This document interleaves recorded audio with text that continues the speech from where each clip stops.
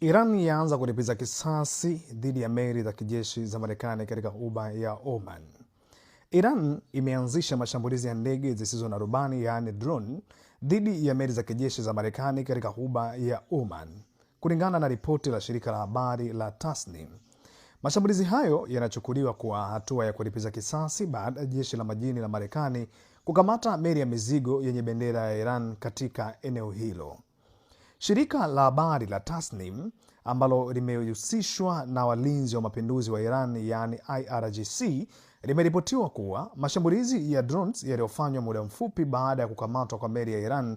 Hata hivyo, hakuna taarifa zilizothibitisha kuwa mashambulizi hayo yamesababisha uharibifu wowote au majeruhi. Awali, makao wakuu ya Qatam al-Anbiya, kamandi kuu ya operesheni za kijeshi za Iran, yalikosoa vikali operesheni ya majini ya Marekani.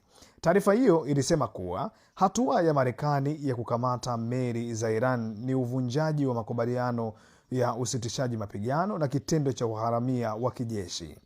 Iran ilionya kuwa italipiza kisasi kwa kitendo hiko cha uharamia wa kijeshi wa jeshi la majini la Marekani.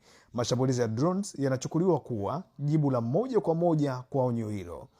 Tukio hili limezidisha mvutano mkali kati ya Iran na Marekani, wakati ambapo mazungumzo ya amani yanaongozwa na upatanishi wa Pakistan yamekuwa magumu hadi sasa, huku upande wa Marekani bado haujatoa taarifa rasmi kuhusu mashambulizi ya drone au kama yamesababisha uharibifu wowote.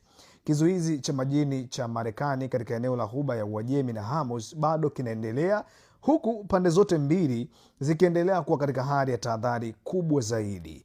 Habari hii inaendelea kufuatiliwa kwa karibu. Kama kutakuwa na maelezo zaidi kuhusu matokeo ya mashambulizi au majibu ya Marekani, tutakuletea mara moja nini kinaendelea ndani ya mipaka ya Mashariki ya Kati.